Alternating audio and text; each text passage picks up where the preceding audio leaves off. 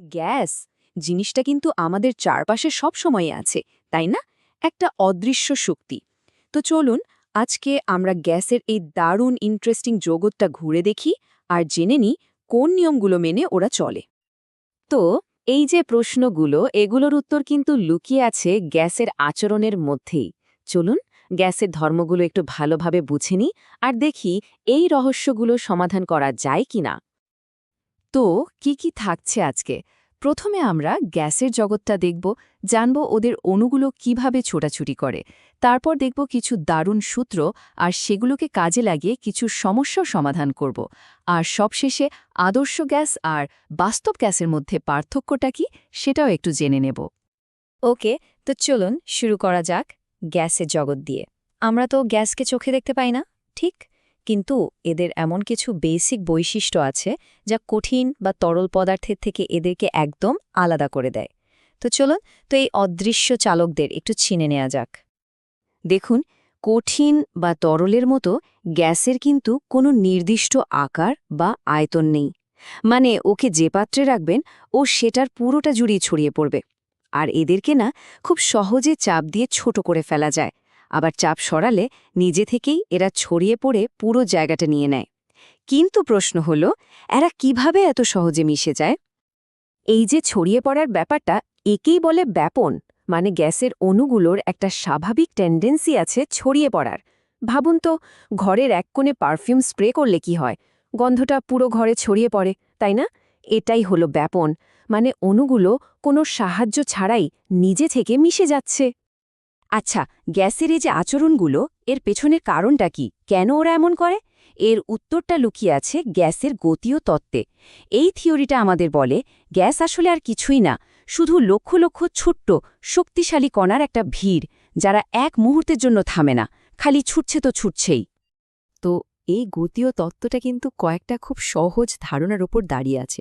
যেমন ধরুন, গ্যাসের অণুগুলো সব সময় এলোমেলোভাবে ছুটছে, আর ওরা যখন পাত্রের দেওয়ালে গিয়ে ধাক্কা মারে তখনই তৈরি হয় গ্যাসের চাপ। আর সবচেয়ে মজার ব্যাপারটা কি জানেন? গ্যাসের টেম্পারেচার বা উষ্ণতা যত বাড়ে, এই অণুগুলোর ছোটাছুটির শক্তিও তত বেড়ে যায়। মানে ওরা আরও জোরে দৌড়াতে শুরু করে। ওকে, এবার আমরা দেখব কিছু দারুণ সূত্র। মানে গ্যাসের এই আচরণগুলোকে আমরা কিভাবে অঙ্ক দিয়ে ব্যাখ্যা করতে পারি। আর সবার আগে আমরা দেখব বিজ্ঞানী রবার্ট বয়েলের সেই বিখ্যাত সূত্রটা। তবে হ্যাঁ, বয়েলের সূত্রটা বোঝার আগে একটা খুব জরুরি শর্ত মাথায় রাখতে হবে। আর সেটা হলো টেম্পারেচার বা উষ্ণতা একদম স্থির থাকতে হবে। যদি উষ্ণতা এদিক ওদিক হয় তাহলে কিন্তু এই নিয়মটা খাটবে না। তো চলুন দেখি স্থির উষ্ণতায় আসলে কি হয়। এই যে ব্যস্তানুপাতিক সম্পর্ক, এর মানেটা খুব সোজা। একটা বাড়লে আরেকটা কমবে, ঠিক উল্টো। ভাবুন তো, একটা ছোট ঘরে যদি অনেক লোক ঢুকে যায় কি হবে? ভিড় বাড়বে, ধাক্কাধাক্কি বাড়বে, তাই না? ঠিক তেমনি গ্যাসের আয়তন কমালে, মানে জায়গা কমালে, অণুগুলো বেশি ধাক্কা খায় আর তাতে চাপও বেড়ে যায়। আর এই হলো বয়েলের সূত্রে ম্যাথমেটিক্যাল ফর্ম। P1V1 = P2V2।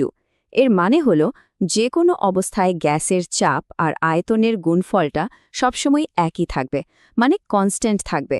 যদি চাপ মানে P বাড়ে, তাহলে আয়তন বা V ঠিক এমনভাবে কমে যাবে যাতে ওদের গুণফলটা আগের মতোই থাকে। এই টেবিলটা একটু দেখুন, কি দারুণভাবে ব্যাপারটা প্রমাণ হয়ে যাচ্ছে। দেখুন, যখন চাপ 1 থেকে বেড়ে 2 অ্যাটমসফিয়ার হলো, তখন আয়তন 4 লিটার থেকে কমে 2 লিটার হয়ে গেল। আবার চাপ যখন 4 হলো, আয়তন কমে হলো 1। কিন্তু মজার ব্যাপার হলো, প্রতিবারই চাপ আর আয়তনের গুণফল মানে P গুণ V কিন্তু 4ই থাকছে। এটাই বয়েলের সূত্রের আসল মজা। তো আমরা দেখলাম টেম্পারেচার স্থির থাকলে কি হয়, কিন্তু যদি চাপ স্থির থাকে আর টেম্পারেচার বদলায়, তখন কি হবে?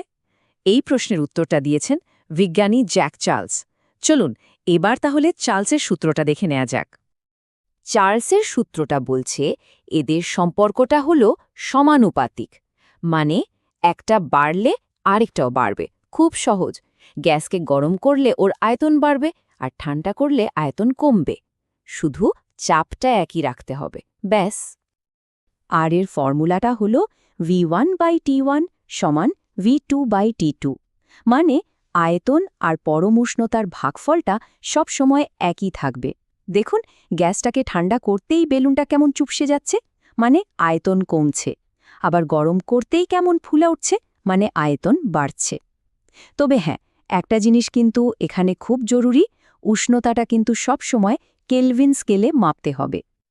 আচ্ছা, থিওরি তো অনেক হলো, এবার চলুন এই সূত্রগুলোকে একটু কাজে লাগাই। একটা অঙ্ক করে দেখা যাক, তাহলে বয়েলের সূত্রটা আরও ভালোভাবে বোঝা যাবে। সমস্যাটা হলো, এসটিপিতে একটা গ্যাসের আয়তন 52 মিটার কিউব। উষ্ণতা স্থির রেখে চাপ যদি 104 সেন্টিমিটার পারদস্তম্ভ করা হয়, তাহলে গ্যাসটার আয়তন কত হবে? এখানে একটা ছোট্ট জিনিস কিন্তু মনে রাখতে হবে, এসটিপি মানে প্রমাণ চাপ, আর সেই প্রমাণ চাপের মানটা হল 76 সেন্টিমিটার পারদস্তম্ভের চাপ। এটা আমাদের মনে রাখতে হবে।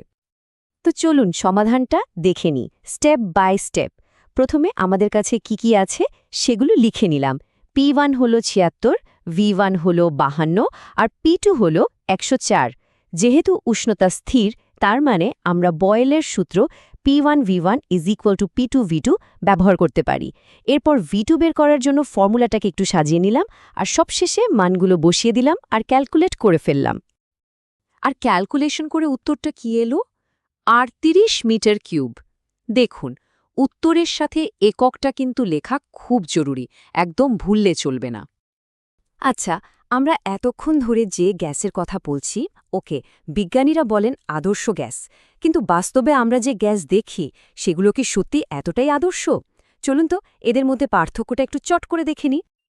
তো পার্থক্যটা কোথায়? আদর্শ গ্যাসে আমরা ধরে নিই যে অণুগুলোর নিজের কোনো আয়তন নেই বা ওদের মধ্যে কোনো আকর্ষণও নেই। কিন্তু বাস্তব গ্যাসে কিন্তু অণুর সামান্য হলেও আয়তন আছে, আর ওদের মধ্যে হালকা আকর্ষণ বলও কাজ করে। তবে সাধারণ চাপ আর তাপমাত্রায় বাস্তব গ্যাসগুলো কিন্তু প্রায় আদর্শ গ্যাসের মতোই আচরণ করে। আর এ কারণেই এই সূত্রগুলো এত কাজের। তাহলে শেষে একটা প্রশ্ন তো থেকেই যায়, তাই না? যদি কোনো গ্যাসই সত্যি সত্যি আদর্শ না হয়, তাহলে এই আদর্শ গ্যাসের সূত্রগুলো কেমিস্ট্রি আর ফিজিক্সে এত ইম্পর্ট্যান্ট কেন? ভাবুন তো, এই প্রশ্নের উত্তর খোঁজার মধ্যেই কিন্তু বিজ্ঞানের আসল মজাটা লুকিয়ে আছে। ধন্যবাদ। আমরা যে বাতাসে শ্বাস নিই বা রান্নাঘরে যে গ্যাস ব্যবহার করি, সব অদৃশ্য, তাই না? কিন্তু তার মানে এই না যে এর মধ্যে কোনো নিয়মকানুন নেই। সত্যি বলতে কি, গ্যাসের অণুগুলো কিছু দারুণ আর নির্দিষ্ট নিয়ম মেনে চলে, আর আজ আমরা ঠিক সেই নিয়মগুলোই জানব। চলুন এই অদৃশ্য জগতের কোডটা ব্রেক করা যাক, সহজ কিছু গণিতের সাহায্যে। তো আমাদের আজকের যাত্রার একটা ম্যাপ দেখে নেওয়া যাক। প্রথমে আমরা গ্যাসের এই অদৃশ্য জগৎটা একটু ঘুরে দেখব। তারপর আমরা পরিচিত হব এর 4টি মূল খেলোয়াড়ের সাথে, মানে 4টি চলরাশি। এরপর আমরা দেখব বয়েল আর চার্লসের দারুণ সব সূত্র, আর সেগুলোকে মিলিয়ে তৈরি করব আদর্শ গ্যাস সমীকরণ। আর একদম শেষে এই সব জ্ঞান কাজে লাগিয়ে আমরা কিছু আসল সমস্যার সমাধান করব। বেশ, চলুন তাহলে শুরু করা যাক। গ্যাসের ধর্ম বুঝতে হলে আসুন আমাদের সবার খুব পরিচিত একটা অভিজ্ঞতা দিয়ে ব্যাপারটা শুরু করি। ভাবুন তো একবার, ঘরের এক কোণে একটু পারফিউম স্প্রে করা হলো, কিন্তু কিছুক্ষণ পরেই দেখা যায় পুরো ঘরটাই সুগন্ধে ভরে গেছে। এটা কিভাবে হয়, কেন হয়? এর পেছনেই কিন্তু লুকিয়ে আছে গ্যাসের একটা ভীষণ মৌলিক বৈশিষ্ট্য। আর এই প্রক্রিয়াটার নাম হলো ব্যাপন, বা ইংরেজিতে যাকে বলে ডিফিউশন। ব্যাপারটা কি জানেন? গ্যাসের অণুগুলো আসলে এক মুহূর্তের জন্য স্থির থাকে না, ওরা প্রচণ্ড গতিতে সব সময় এলোমেলোভাবে ছোটাছুটি করছে। আর এই অবিরাম ছোটাছুটির কারণে পারফিউমের কণাগুলো বাতাসের কণার সাথে ধাক্কা খেতে খেতে ব্যাস পুরো ঘরে ছড়িয়ে পড়ে। আচ্ছা, কোনো গ্যাসের অবস্থা বা তার আচরণ যদি আমাদের ঠিকঠাকভাবে বুঝতে হয়, তাহলে আমাদের গ্যাসের ভাষাটা শিখতে হবে। আর এই ভাষাটা আসলে তৈরি হয়েছে 4টি মূল চলরাশি বা ভ্যারিয়েবল দিয়ে। আর এই 4টি মূল ভিত্তি হল চাপ, মানে অণুগুলো পাত্রের দেওয়ালে কতটা জোরে ধাক্কা দিচ্ছে। তারপর আছে আয়তন, সোজা কথায় গ্যাসটা কতটা জায়গা জুড়ে আছে।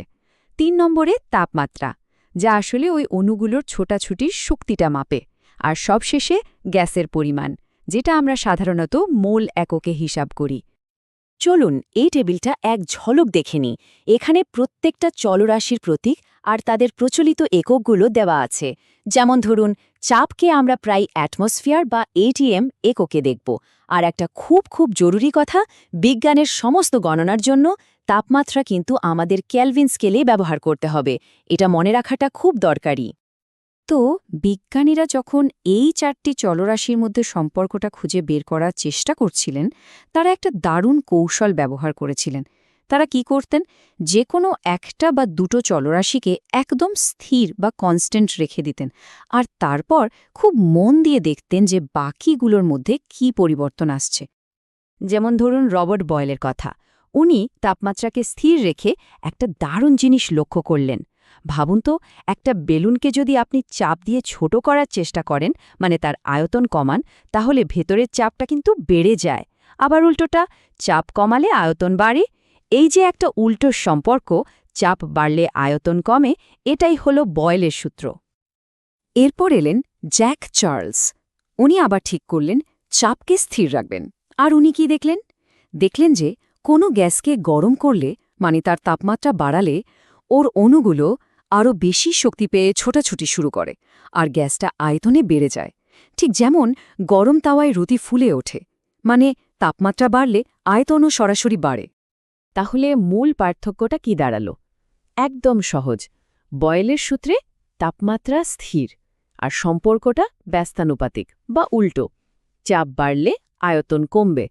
আর চার্লসের সূত্রে চাপ স্থির আর সম্পর্কটা সমানুপাতিক বা সরাসরি, তাপমাত্রা বাড়লে আয়তনও বাড়বে। ব্যাস, এটুকুই। বেশ, তাপমাত্রা স্থির থাকলে বয়েলের সূত্র কাজ করে, চাপ স্থির থাকলে চার্লসের সূত্র। কিন্তু বাস্তব জগতে কি হয়, যেখানে হয়তো চাপ, তাপমাত্রা, আয়তন সবকিছুই একসাথে বদলাচ্ছে? তখন আমরা কি করব?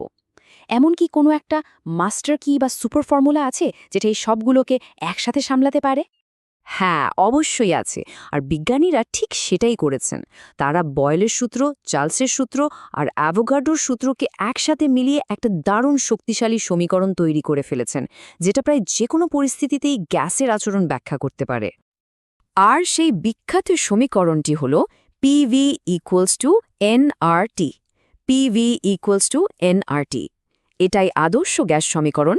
গ্যাসের যে কোনো সমস্যার সমাধানের জন্য এটাই আমাদের সবচেয়ে নির্ভরযোগ্য হাতিয়ার। এখানে আর হলো একটা বিশেষ ধ্রুবক, যাকে বলা হয় সর্বজনীন গ্যাস ধ্রুবক। অনেক তো থিওরি নিয়ে কথা হলো, তাই না? চলুন এবার এই জ্ঞানটাকে একটু বাস্তবে কাজে লাগানো যাক। এবার আমরা এই সূত্রগুলো ব্যবহার করে কয়েকটা দারুণ গাণিতিক সমস্যা সমাধান করব। প্রথম সমস্যাটা দেখা যাক। আচ্ছা, এখানে সবচেয়ে বড় সূত্র বা ক্লু কোনটা? খেয়াল করে দেখুন, বলা আছে তাপমাত্রা স্থির। ব্যাস, এই একটা কথাই আমাদের পরিষ্কার বলে দিচ্ছে যে এখানে বয়েলের সূত্র ব্যবহার করতে হবে, মানে P1V1 is equals to P2V2। ঠিক আছে, সমাধানের জন্য প্রথম কাজ হল আমাদের কাছে কি কি তথ্য আছে তা লিখে ফেলা। আমরা জানি এসটিপি বা প্রমাণ অবস্থায় চাপ, মানে P1 হল ৭৬ সেন্টিমিটার পারদ-চাপ। এখন শুধু P1V1 ইকুয়াল টু P2V2 ফর্মুলাতে এই মানগুলো বসিয়ে দিলেই V2 এর মানটা বেরিয়ে আসবে। আর ক্যালকুলেশনটা করলেই উত্তরটা চলে আসছে ৩৮ ঘনমিটার। দেখুন, ব্যাপারটা একদম মিলে গেল।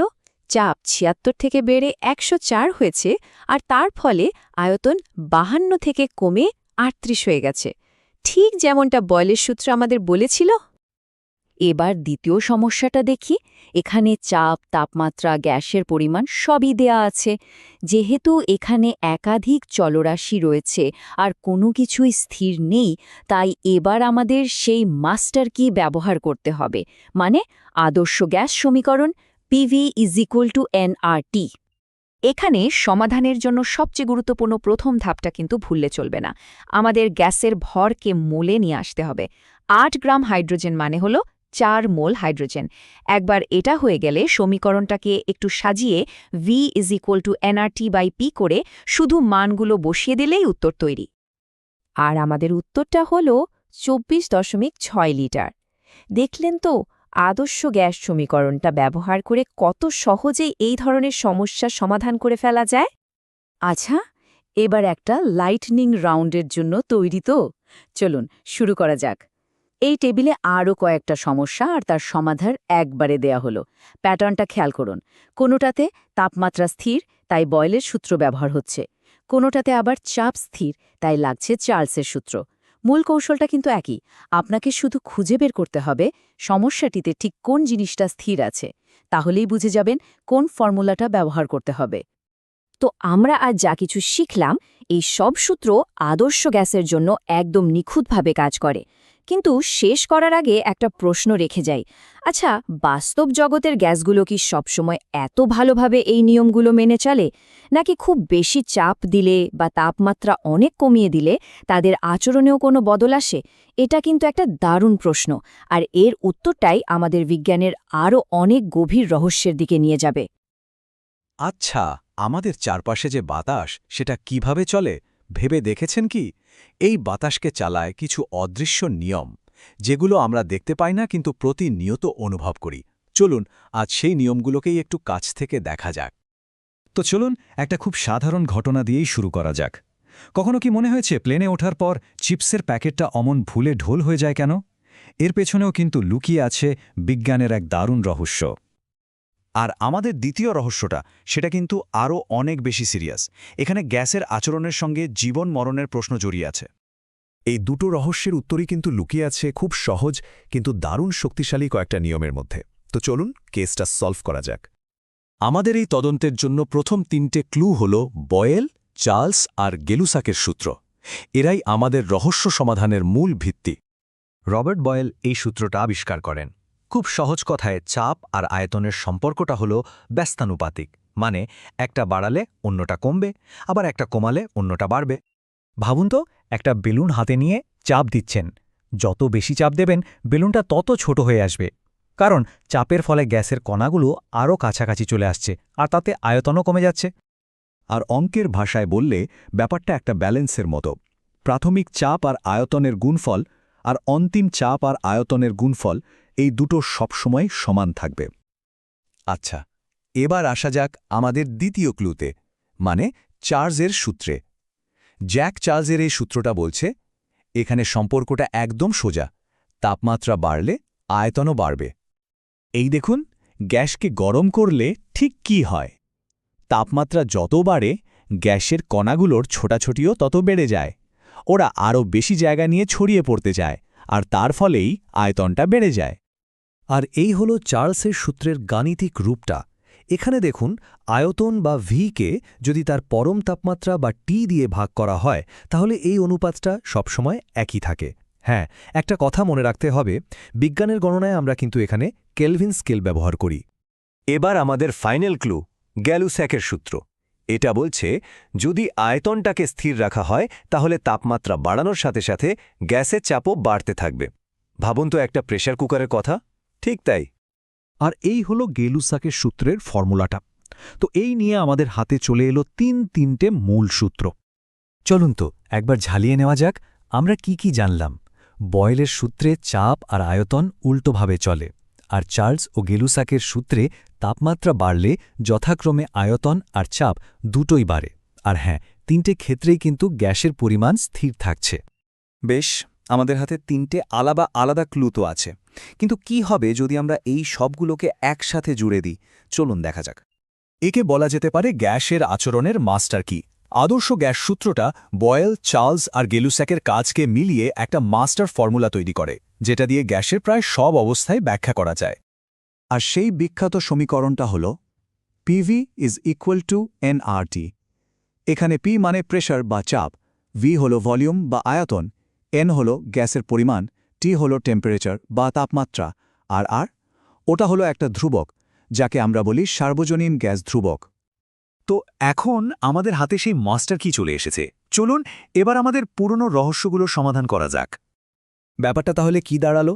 প্লেন যত ওপরে ওঠে বাইরের বাতাসের চাপ তত কমতে থাকে, কিন্তু প্যাকেটের ভেতরের বাতাস তো আটকে আছে, তার পরিমাণ একই। আর বয়েলের সূত্র আমাদের কি বলে? চাপ কমলে আয়তন বাড়বেই, ব্যাস, আর তার ফলেই প্যাকেটটা অমন ফুলে ওঠে। কি সহজ, তাই না? জানলে অবাক হবেন যে প্রায় ২.৫ কিলোমিটার উচ্চতায় আমাদের শরীরের ভেতরের বদ্ধ জায়গার গ্যাসের আয়তনও প্রায় ৩০% পর্যন্ত বেড়ে যেতে পারে। ভাবা যায় এর প্রভাবটা কতটা শক্তিশালী। বেশ, চিপসের কেসটা তো সলভ হয়ে গেল, কিন্তু ডুবুরির ঘটনাটা ওটা কিন্তু আরেকটু জটিল। এর জন্য আমাদের পাজলের শেষ অংশটা লাগবে, হেনরির সূত্র। হেনরির সূত্রটা খুব মজার। এটা বলে যে কোনো তরলের উপর গ্যাসের চাপ আপনি যত বাড়াবেন তত বেশি গ্যাস ওই তরলের মধ্যে গুলে যাবে। ঠিক যেমন আমরা বেশি চাপ দিয়ে সোডার বোতলে কার্বন ডাইঅক্সাইড গ্যাস ভরে রাখি। এখন ডুবুরির ক্ষেত্রেও ঠিক এটাই ঘটে। যখন একজন ডুবুরি সমুদ্রের গভীরে যান তখন অনেক চাপ থাকে। সেই চাপে নাইট্রোজেন গ্যাস রক্তে মিশে যায়। কিন্তু সমস্যাটা হয় ওপরে ওঠার সময়। যদি খুব তাড়াতাড়ি উঠে আসা হয় তাহলে চাপটা হঠাৎ করে কমে যায়, আর রক্তে গুলে থাকা নাইট্রোজেনটা বিপজ্জনক বুদবুদ হয়ে বেরিয়ে আসতে চায়। একেই বলে দ্য বেঞ্জ। আর এভাবেই আমাদের দ্বিতীয় রহস্যেরও সমাধান হয়ে গেল।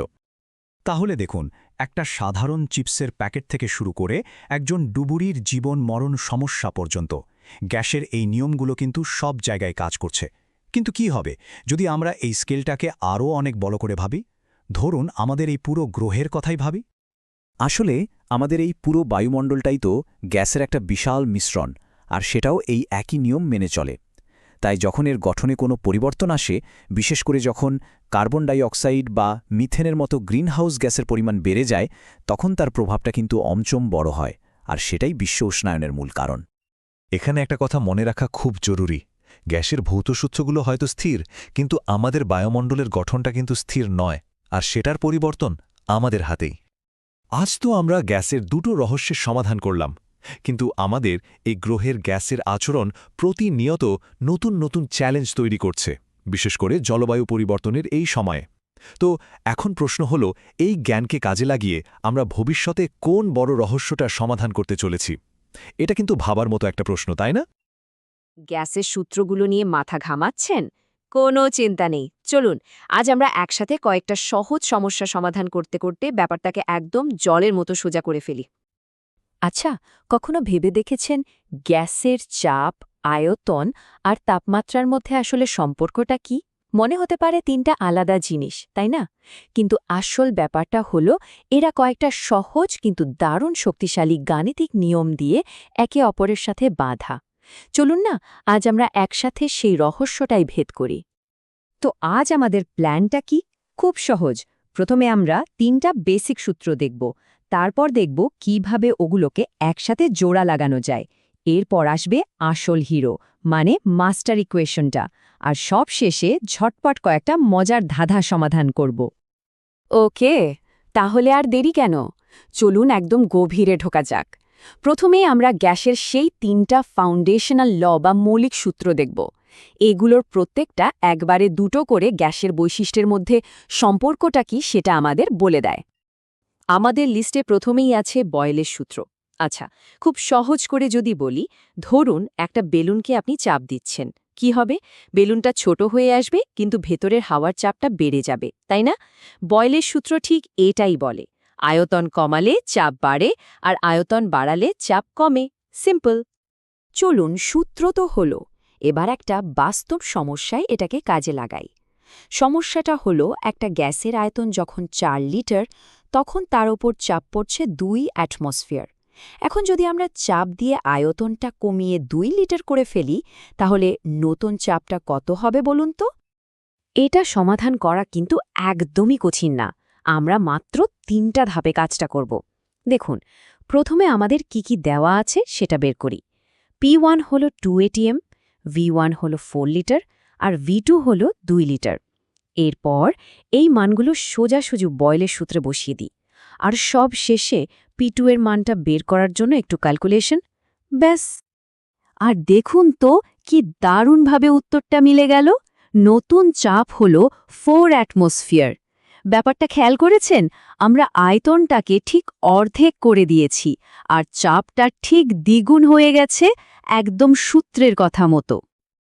আচ্ছা, বয়েল তো গেল, এবার আসা যাক চার্লসের সূত্রে। এই সূত্রটা আমাদের বলে যে গ্যাসকে গরম করলে কেন সেটা ফুলে ফেপে ওঠে। ঠিক যেমন একটা ফুটবলকে রোদে রেখে দিলে ওটা আরেকটু শক্ত বা বড় হয়ে যায়, ব্যাপারটা অনেকটা সেরকমই। এখানে চার্লসের সূত্রের একটা খুব ক্লাসিক উদাহরণ আছে। বলা হচ্ছে ২৭ ডিগ্রি সেলসিয়াস তাপমাত্রায় একটা গ্যাসের আয়তন ৩০০ মিলিলিটার। তাপমাত্রা বাড়িয়ে যদি ১২৭ ডিগ্রি করা হয় তাহলে নতুন আয়তন কত হবে? এখানে একটা কথা কিন্তু একদম ভুললে চলবে না। গ্যাসের যে কোনো হিসাবে তাপমাত্রা মানেই কেলভিন স্কেল। সেলসিয়াস দিয়ে করলে কিন্তু উত্তর মিলবে না। তো প্রথম কাজ হল সেলসিয়াসকে কেলভিনে নেওয়া। ২৭ ডিগ্রি মানে হল ৩০০ কেলভিন, আর ১২৭ ডিগ্রি মানে ৪০০ কেলভিন। এবার এই মানগুলো সূত্রে বসিয়ে দিলেই দেখবেন নতুন আয়তন দাঁড়াচ্ছে ৪০০ মিলিলিটার। দেখুন, তাপমাত্রা বেড়েছে, সাথে সাথে আয়তনও বেড়েছে। কি দারুণ, তাই না? আমাদের এই ৩ বন্ধুর দলের শেষ সদস্য হল গে-লুসাকের সূত্র। এটা তো আমরা সবাই প্রতিদিন দেখি। ধরুন, প্রেসার কুকারে রান্না হচ্ছে। যত গরম হয় ভেতরের চাপ তত বাড়তে থাকে, আর সিটি বাজে, তাই তো? গে-লুসাকের সূত্র ঠিক এই ব্যাপারটাই ব্যাখ্যা করে। এই সমস্যাটা দেখুন, একটা গ্যাসের উপর চাপ আছে 1 অ্যাটমসফিয়ার, আর তার তাপমাত্রা হল 273 কেলভিন। এখন যদি আমরা তাপমাত্রাটা ঠিক ডাবল করে দিই, মানে 546 কেলভিন, তাহলে চাপ কত হবে? আর উত্তরটাও কিন্তু দারুণ সহজ। যেহেতু তাপমাত্রা ডাবল হয়েছে, সূত্র অনুযায়ী চাপও ঠিক ডাবল হয়ে যাবে, মানে নতুন চাপ হবে 2 অ্যাটমসফিয়ার। একদম সোজা হিসাব। তো আমরা 3টা আলাদা আলাদা সূত্র দেখলাম, কিন্তু আসল মজাটা তো এখন শুরু হবে। কি হবে যদি আমরা এই 3টাকে একসাথে মিলিয়ে দিই? চলুন দেখি কি পাওয়ারফুল একটা জিনিস তৈরি হয়। দেখুন, প্রত্যেকটা সূত্র আসলে একটা পাজলের এক একটা টুকরোর মতো। বয়েল কথা বলে যখন তাপমাত্রা স্থির, চার্লস কথা বলে যখন চাপ স্থির, মানে সবসময় কিছু একটাকে ধরে রাখতে হয়। কিন্তু যখন আমরা এদেরকে একসাথে করে ফেলি, তখন আমরা এমন একটা সুপার সূত্র পাই যেটা দিয়ে এমন পরিস্থিতিও সামলানো যায় যেখানে চাপ, আয়তন, তাপমাত্রা সবকিছু একসাথে বদলাচ্ছে, আর কোনো কিছুকেই স্থির রাখার দরকার নেই। তাহলে চলুন আমাদের এই নতুন সুপার সূত্রটাকে একটা টেস্ট করা যাক। সমস্যাটা হলো, একটা গ্যাসের প্রাথমিক চাপ 1 এটিএম, আয়তন 2 লিটার, আর তাপমাত্রা 300 কেলভিন। এখন চাপ বাড়িয়ে 2 এটিএম আর তাপমাত্রা বাড়িয়ে 600 কেলভিন করা হলো। প্রশ্ন হলো, নতুন আয়তনটা কত হবে? আচ্ছা, এবার মানগুলোর সূত্রে বসিয়ে ক্যালকুলেট করলে একটা খুব মজার জিনিস দেখা যায়। দেখুন, চাপও দ্বিগুণ হয়েছে, আবার তাপমাত্রাও দ্বিগুণ হয়েছে। ফলে কি হলো, দুটো এফেক্ট একে অপরকে ক্যান্সেল করে দিল, আর শেষ পর্যন্ত আয়তনটা কিন্তু সেই 2 লিটারই থেকে গেল। ইন্টারেস্টিং, তাই না? আচ্ছা, এতভারে তো আমরা শুধু চাপ, আয়তন আর তাপমাত্রা নিয়ে কথা বললাম, কিন্তু একটা পাত্রে ঠিক কতটা গ্যাস আছে, মানে গ্যাসের পরিমাণটা যদি জানতে চাই, তখন কি হবে? এখানে এন্ট্রি নিচ্ছে আমাদের মাস্টার ইকুয়েশন, আদর্শ গ্যাস সূত্র। এটাই হলো সেই বিখ্যাত সমীকরণ PV = nRT। এখানে দুটো নতুন মুখ দেখতে পাচ্ছি আমরা। একটা হলো N, যেটা গ্যাসের পরিমাণ বা মোল সংখ্যা বোঝায়, আর আরেকটা হলো R। এটা একটা স্পেশাল ধ্রুবক, বা বলতে পারেন একটা ম্যাজিক নাম্বার, যেটা সবকিছুকে এক সূত্রে বেঁধে ফেলে। চলুন এবারেই মাস্টার ইকুয়েশন দিয়ে একটা সমস্যা সমাধান করে ফেলি। ধরা যাক একটা 24.6 লিটারের পাত্র আছে, তার ভেতরে গ্যাসের চাপ 1.5 অ্যাটমসফিয়ার আর তাপমাত্রা 300 কেলভিন। আমাদের বের করতে হবে পাত্রের ভেতর ঠিক কত মোল গ্যাস আছে। এটা করতে হলে আমাদের প্রথমে সূত্রটাকে একটু সাজিয়ে নিতে হবে। N কে একপাশে আনতে হবে। তাহলে দাঁড়ায় N = PV/RT। এবার যদি আমরা PV, R আর T এর মানগুলো বসিয়ে দিই, তাহলে ক্যালকুলেশন করে আমরা পাচ্ছি প্রায় 1.5 মোল। তার মানে ওই পাত্রে 1.5 মোল গ্যাস আছে। আচ্ছা, আমরা প্রায় শেষের দিকে চলে এসেছি। চলুন যাওয়ার আগে ঝটপট আরও দুটো খুব কমন গ্যাসের সমস্যা দেখে নিই, একটা কুইক ফায়ার রাউন্ডের মতো। এখানে দুটো জিনিস আছে। বাঁদিকে দেখুন ডাল্টনের সূত্র। এটা খুব সহজ একটা কথা বলে, যদি একটা পাত্রে কয়েকটা গ্যাস একসাথে মেশানো থাকে, তাহলে মোট চাপ হবে প্রত্যেকটা গ্যাসের আলাদা আলাদা চাপের যোগফল। যেমন এখানে শুধু দুটো চাপ যোগ করলেই মোট চাপ পেয়ে যাচ্ছি। আর ডান দিকে আছে ঘনত্ব বের করার নিয়ম। এটাও খুব সহজ, ভরকে আয়তন দিয়ে ভাগ করলেই ঘনত্ব পাওয়া যায়। ব্যাস। তাহলে আমরা দেখলাম এই সূত্রগুলো গ্যাসের আচরণ বোঝার জন্য কতটা কাজের। কিন্তু এখানে একটা কথা আছে, এই সব সূত্র কিন্তু আদর্শ বা আইডিয়াল গ্যাসের জন্য। এখন প্রশ্ন হলো, বাস্তব দুনিয়ার গ্যাসগুলো তো সবসময় এত আদর্শ আচরণ করে না। যখন তারা এই নিয়মগুলো ভাঙে তখন কি হয়? এটা একটা দারুণ প্রশ্ন, তাই না? হয়তো এই নিয়ে আরেকদিন কথা বলা যাবে।